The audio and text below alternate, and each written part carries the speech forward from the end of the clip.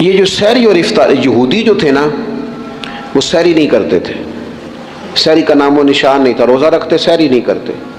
تو نبی پاک صلی اللہ تعالیٰ علیہ وسلم نے فرمایا ہمارے اور یہودیوں کے درمیان فرق ہی سحری کا ہے. اور نبی پاک صلی اللہ تعالیٰ علیہ وآلہ وسلم نے فرمایا سحری کھایا کرو، سحری کھانے میں برکت ہے. اور اگلی بات سننی آپ نے تو خوش ہو جانا ہے، سحری کو معمولی نہ سمجھے، سحری کرنا عبادت ہے. ہاں آپ مت سمجھیں کہ میں روٹی کھا رہا ہوں، یہ تو میرے سامنے دہی رکھا ہوا ہے، یہ تو سالن رکھا ہوا ہے، یہ تو اچار رکھا ہے، تو چپاتیاں رکھی ہیں. سحری کھانا عبادت ہے. آپ صبح اٹھے، آپ کی تو روٹین ہی اور تھی، تو 7 بجے کھاتے تھے، 9 بجے کھاتے تھے. یہ جو آپ صبح کھا رہے ہیں اٹھ کے سحری میں، اپنی مرضی سے تھوڑی کھا رہے ہیں، یہ تو کسی کے کہنے سے کھا رہے ہیں، یہ تو کسی کے بٹھائے بیٹھے ہیں. یہ جو سحری کا لنگر ہے یہ رب رسول کی رحمت کے ساتھ عطا ہوتا ہے، یہ کرم ہے، یہ اللہ رسول کے بٹھائے بیٹھے. کیا میرے رسول پاک صلی اللہ تعالیٰ علیہ وآلہ وسلم نے بات کھولی ہے، ترغیب و ترہیب میں حدیث ہے. اللہ کرے یہ کبھی چسکا لگ جائے، یہ والا مزہ آ جائے، تو پھر تو گھر میں دسترخوان نہیں بچھا ہوا ہوگا، پھر تو رنگ ہی کوئی اور ہوگا. حضور فرماتے اللہ تعالیٰ اور اس کے فرشتے سحری کھانے والوں پر رحمتوں کا نزول فرماتے ہیں. کھائی روٹی جا رہی ہے، پکا ہوا کھانا ہے، لیکن حضور فرماتے ہیں رب بھی رحمتیں فرما رہا ہے اور اللہ کے حکم سے فرشتے بھی رحمتوں کا نزول کر رہے ہیں سحری کھانے والوں پر. تو خوب توجہ سے، ذوق سے، شوق سے. اور پھر جو افطار کا معاملہ ہے، حضور فرماتے ہیں جب روزہ کھولنے والا روزہ کھولتا ہے تو جو دعا مانگتا ہے رب قبول فرما لیتا ہے. یعنی افطار کا وقت ایسا ٹائم ہے جو دعاؤں کی قبولیت کا وقت ہے. افطار کرنا بھی ہے، کرانا بھی ہے. مہنگائی ذرا عروج پہ چلی گئی ہے، میں بار بار کہتا ہوں. مجھ سے نا لوگ دعا کے لیے مجھے کہتے کہتے اپنے کئی دکھ بتا دیتے ہیں. تھوڑا سا نا افطاریاں مہربانی فرمائیے گا، سیاسی نہ کیجیے گا. وہ جن سے مال لیتے ہیں، وہ جن کو مال دیتے ہیں، وہ جن سے ووٹ لینے ہیں، وہ جنہوں نے ووٹ لینے ہیں، اس بنیاد پر سحر افطار کے بندوبست نہ کریں رضا الہی کے لیے. میرے محبوب فرماتے ہیں جس نے رب کی رضا کے لیے کسی کو افطار کرایا، جتنا ثواب اللہ روزہ رکھنے والے کو دے گا اتنا افطار کرانے والے کو بھی عطا کرے.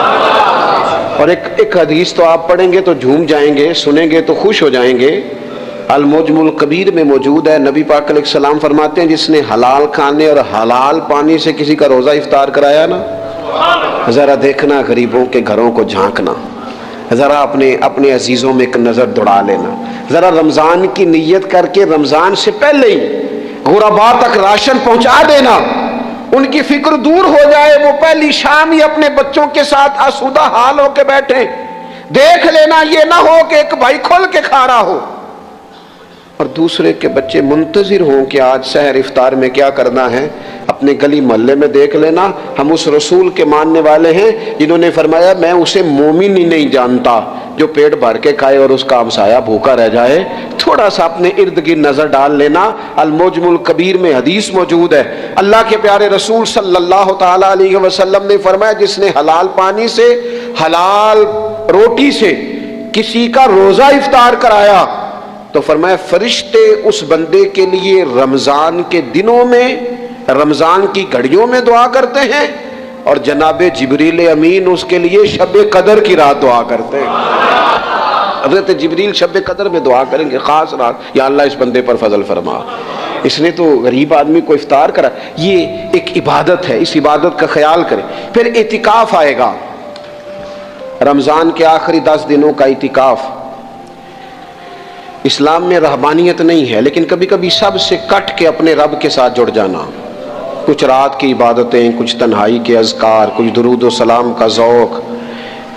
یہ ان ساری خوبصورتیوں میں سے ایک خوبصورتی اعتکاف بھی ہے. اللہ کے پیارے رسول علیہ الصلوۃ والسلام ہمیشہ اعتکاف کرتے. اور حضرت عطا بن رباح رضی اللہ تعالیٰ عنہ کیسی خوبصورت بات ارشاد فرماتے ہیں معتکف تو اس آدمی کی طرح ہے جیسے کسی بندے کو کسی کے ساتھ کوئی کام پڑ جائے نا تو وہ جا کے اس کے دروازے پر بیٹھ جاتا ہے کہ جب تک میرا کام ہوگا نہیں میں جاؤں گا نہیں. فرماتے ہیں یہ اعتکاف والا بھی آ کے رب کریم کے گھر بیٹھ گیا ہے کہ جب تک تو معاف نہیں کرے گا میں جاؤں گا نہیں. جب تک تو بخشش نہیں کرے گا میں اس دروازے سے ہٹوں گا نہیں۔ حضرت ابن عباس رضی اللہ تعالیٰ عنہ نبی پاک علیہ السلام کے روضہ انور کی طرف اشارہ کر کے کہا کرتے تھے زیادہ دیر نہیں ہوئی، اشارہ کر کے کہتے تھے زیادہ دیر نہیں ہوئی، اس روضہ مبارک میں آرام فرما۔ رسول رحمت علیہ السلام سے میں نے اپنے کانوں سے سنا ہے، اور جب یہ بات ارشاد فرماتے تھے تو روتے بھی تھے۔ فرماتے ہیں میں نے خود نبی پاک علیہ السلام سے سنا ہے کہ جو شخص اللہ تعالیٰ کی رضا کے لیے ایک دن کا بھی اعتکاف کرے گا نا، اللہ تبارک و تعالیٰ اس کے اور جہنم کے درمیان 3 خندقوں کی آڑ بنا دے گا، اور فرمایا ان کی مسافت زمین و آسمان سے بھی زیادہ ہوگی۔ یہ 3 خندقیں اتنی بڑی جن کی چوڑائی زمین آسمان سے بھی زیادہ ہوگی، ایک دن اعتکاف کر لے تو اللہ اس بندے کو دوزخ سے اتنا دور فرما دے گا۔ بہت سارے لوگ ہیں جن کو بڑا ٹائم ملتا ہے چھٹیاں گزارنے کے لیے، کبھی کسی سیاحتی مقام پر، کبھی کسی سیاحتی مقام پر، خرچہ بھی مل جاتا ہے، کام بھی ہو جاتا ہے، سارے سلسلے بن جاتے ہیں، بڑی بڑی جگہوں پہ لوگ جا کے ٹائم گزارتے ہیں۔ تو ایسا نہ ہو کہ 10 دن اللہ کے گھر میں بھی گزارے جائیں۔ علماء نے لکھا ہے کہ کوشش تو کریں ہر سال اعتکاف ہو، نہ ہو سکے تو چلو چند سالوں کے بعد ہو جائے، اور فرماتے ہیں کہ زندگی میں ایک دفعہ تو اس سنت کو ضرور ادا کرنا چاہیے۔ کوئی بندہ ایسا نہ ہو جو محروم رہ جائے، زندگی میں ایک بار صحیح پر اعتکاف کے ساتھ اپنے آپ کو وابستہ ضرور کرے۔ رمضان المبارک کے اندر آخری عشرہ شب قدر کی تلاش کا عشرہ ہے۔ اللہ کے پیارے رسول صلی اللہ تعالیٰ علیہ وسلم ان 10 دنوں میں خود بھی عبادت کرتے تھے اور گھر والوں کو بھی جگایا کرتے تھے، اور اپنے اہل خانہ کو تاکید فرماتے تھے کہ اٹھو اٹھو، آگے بڑھو، یہ آرام کرنے کے دن نہیں ہیں۔ ہمارے ہاں یہ ہوتا ہے کہ وہ جو آخری 10 دن زیادہ عبادت کے تھے، شب قدر کی تلاش کے تھے، وہ آخری 10 دن سارے بازار میں گزر جاتے ہیں، کپڑے سلوائے جا رہے ہیں، کپڑے خریدے جا رہے ہیں، جوتے خریدے جا رہے ہیں، واپس کیے جا رہے ہیں، دوبارہ لیے جا رہے ہیں، سفر ہو رہا ہے، آنا جانا ہو رہا ہے، عیدیاں بٹ رہی ہیں۔ تو یہ سارے کام جو آخری عشرے میں کرنے ہیں، جو زیادہ عبادت کے دن تھے، وہ سارے کام تو رمضان سے بھی پہلے کر لینے چاہیے۔ کپڑے رمضان سے پہلے خریدے جائیں، پہلے سلوا لیے جائیں، جوتے پہلے لے لیے جائیں، ضرورت کے کام پہلے کر لیے جائیں، جہاں آپ کو جو بانٹنا ہے وہ رمضان سے پہلے کریں۔ وہ مفت کی اپنے دل کو مطمئن کرنا کہ اب میرے پاس یہ بڑے میں خیر کا کام کرنے نکلا ہوا ہوں، میں عیدی بانٹنے جا رہا ہوں، یہ پہلے بانٹنے تھے۔ یہ عجیب بات ہے کہ جو زیادہ وقت مسجد میں گزارنے کا ٹائم تھا وہ سارا ہم نے ضائع کر دیا، وہ ادھر ادھر بازاروں کی نظر ہو گیا، میل ملاپ کی نظر ہو گیا۔ تو اگر چیزوں کو مرتب کیا جائے، میں تو دوستوں سے کہا کرتا ہوں زکوٰۃ کا حساب، صدقات کا حساب، صدقات فطر کا حساب، جتنے بھی روٹین کے کام ہیں اس کو کوشش کریں رمضان شریف سے پہلے آپ ترتیب دیں، آپ ان چیزوں کو پہلے سے مرتب کریں تاکہ وہ بہترین ہو جائیں۔ ہم تو اس دین کے ماننے والے ہیں جہاں نیت کرو تو اجر شروع ہو جاتا ہے۔ آپ رمضان کی نیت سے جو آج خرچ کریں گے اس کو اللہ تعالیٰ رمضان کے ثواب کے برابر ہی اجر عطا فرمائے گا۔ لیکن وہ ہم نا کچھ لوگ بڑا ایک صاحب مجھ سے کہنے لگے جی میں نے سنا ہے صدقہ فطر آخری عشرے میں ہی دینا چاہیے۔ میں نے کہا آپ کا پروگرام تب دینے کا، اس لیے آپ نے یہ گاڑا کر کے سن لیا، ذرا اس کو آپ نے زیادہ غور سے سن لیا ہے۔ آپ جب ضرورت محسوس کریں، جب آپ سمجھیں کہ کسی کو ضرورت ہے، ضرورت کے وقت کوئی چیز کام نہ آئی تو پھر کب جا کے کام آئی۔ تو میری آپ سے یہ اپیل رہے گی کہ پہلے سے چیزوں کو مرتب کریں، معاملات کو پہلے سے طے کریں۔ وہ لوگ بڑے اچھے ہوتے ہیں جو وقت پر منصوبہ بندی کرتے ہیں، جو چیزوں کو ٹائم پہ مرتب کرتے ہیں۔ وہ ٹائم جو ہمارا بالکل اللہ کی بارگاہ میں حاضری کا ہے، عبادات کا ہے، اگر وہ سارا گاڑیوں کی نظر ہو جائے گا، اسفار کی نظر ہو جائے گا تو ہم نے حاصل کیا کیا۔ ایک بات آخر میں بڑے درد کے ساتھ آپ کی خدمت میں عرض کرنی ہے، ہر سال کہتا ہوں، اس سال بھی کہوں گا، ذاتی اخراجات کو کچھ کم کیا جائے۔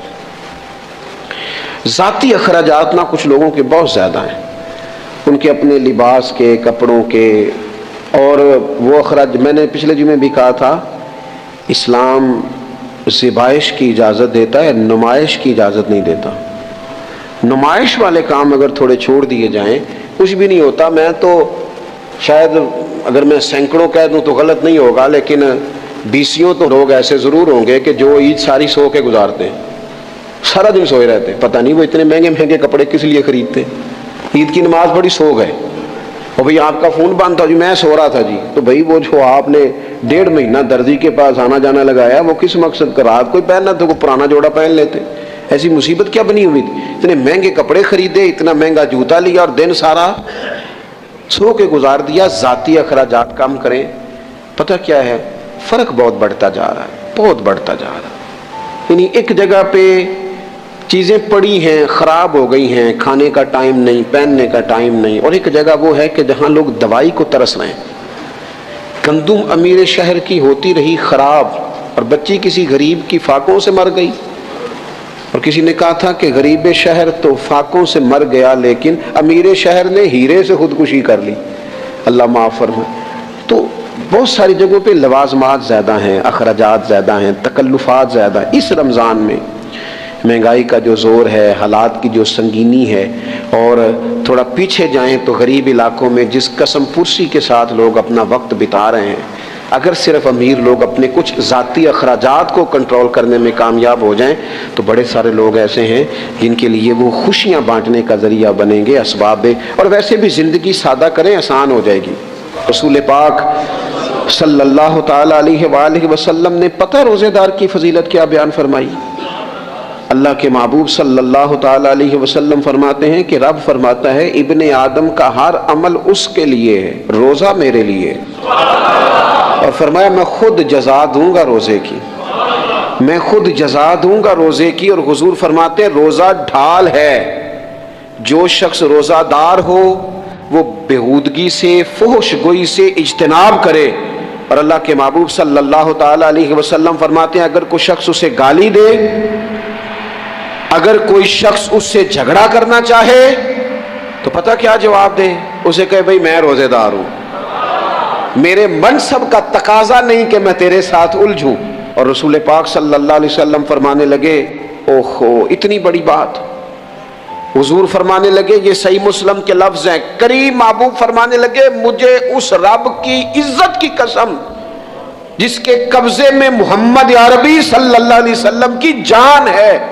حضور فرماتے روزہ دار کے منہ کی خوشبو اللہ تعالیٰ کے نزدیک قیامت کے دن مشک کی خوشبو سے بھی زیادہ وقت والی ہوگی. اس کے منہ سے جو خوشبو آتی ہے قیامت میں مشک پیچھے رہ جائے گا. اور رب کی بارگاہ میں صرف روزہ دار کے منہ سے، اگر تیرے منہ کی خوشبو رب کو اتنی پسند ہے تو تجھے بھی تو اپنے منصب کا خیال ہونا چاہیے کہ میں نے روزہ رکھا ہوا ہے، میں روزہ دار ہوں. اور میرے نبی پاک علیہ السلام کے یہ 2 لفظ ہیں نا، وہ صوفیاء ہیں نا، اللہ کے نیک بندے جو ساری زندگی تڑپتے رہے کہ کبھی یہ حقیقت منتظر نظر آنا لباس مجاز میں، کبھی مالک ایک دفعہ کبھی تیرا جلوہ ملے، کبھی یہ حقیقت منتظر نظر آنا لباس مجاز میں.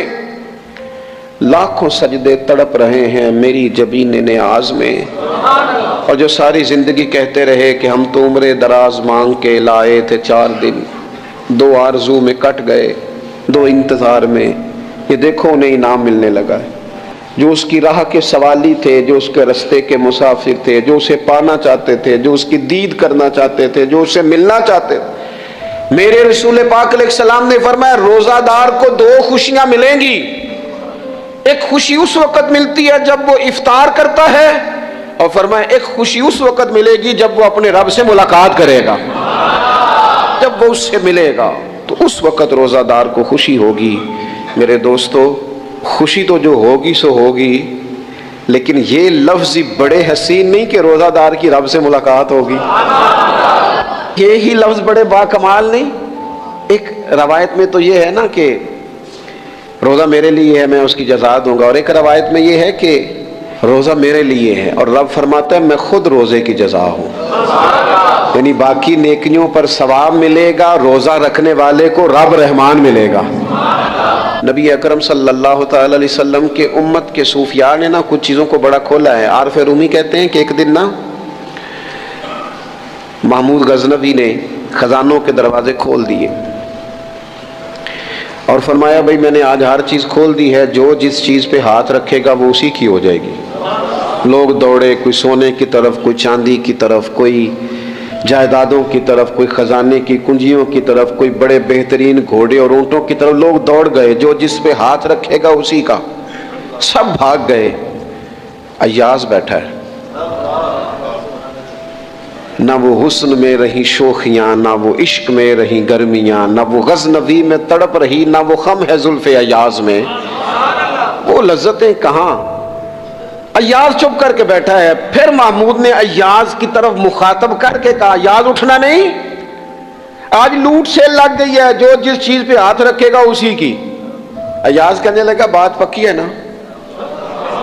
تو محمود خوش تھے، موڈ بڑا اچھا تھا، کہا بالکل پکی ہے۔ تو ایاز کہنے لگے چلو ٹھیک ہے۔ ایاز اٹھے، پیچھے سے جا کے نا تو محمود کے کندھے پہ ہاتھ رکھ دیا، محمود کے کندھے پہ ہاتھ رکھا۔ محمود کہنے لگے یہ کیا بات کا، آپ سے میں نے پوچھا تھا بات پکی ہے، جو جس پہ ہاتھ رکھے گا اسی کا نا۔ تو تھوڑی دیر پہلے مسکراتے چہروں میں آنسو آ گئے، ایاز بھی روئے تو محمود بھی روئے۔ کہا بادشاہ پکا رہنا، وہ جن کو خزانے چاہیے تھے وہ دوڑ گئے، مجھے تو چاہیے۔ لنگ کئی مہینے تے برس گئے تے تیری دید نو دیدے ترس گئے، تیری تو ملے گا۔ تو پھر کہا محمود نے، اس نے کہا میں وعدہ کر چکا تھا، بس ٹھیک ہے، باقیوں کے خزانے اور میں تیرا، طے ہو گئی۔ فرمایا باقی نیکیوں پر ثواب ملے گا، اور روزہ رکھنے والے کو رب رحمان ملے گا، اللہ کا قرب ملے گا۔ دیکھو نا، وہ خاص انسان کو کیفیت حاصل ہوتی ہے روزے میں، رب کے ہونے کا یقین۔ وہ جو صوفیاء کہتے ہیں نا مراقبہ کرو، وہ نصیب ہوتا ہے۔ یعنی کسی کو کیا پتا ہے اس کا روزہ ہے کہ نہیں، اکیلا ہے نا گھر میں، فریزر بھرا ہوا ہے، نہیں نہ کھاتا، کیوں؟ اسے پتا ہے میرا رب میرے ساتھ ہے، میرا رب مجھے دیکھ رہا ہے۔ بس یہ تصور توحید پکا ہو جاتا ہے رمضان، تو پھر اللہ تبارک و تعالیٰ کی بھی خاص رحمت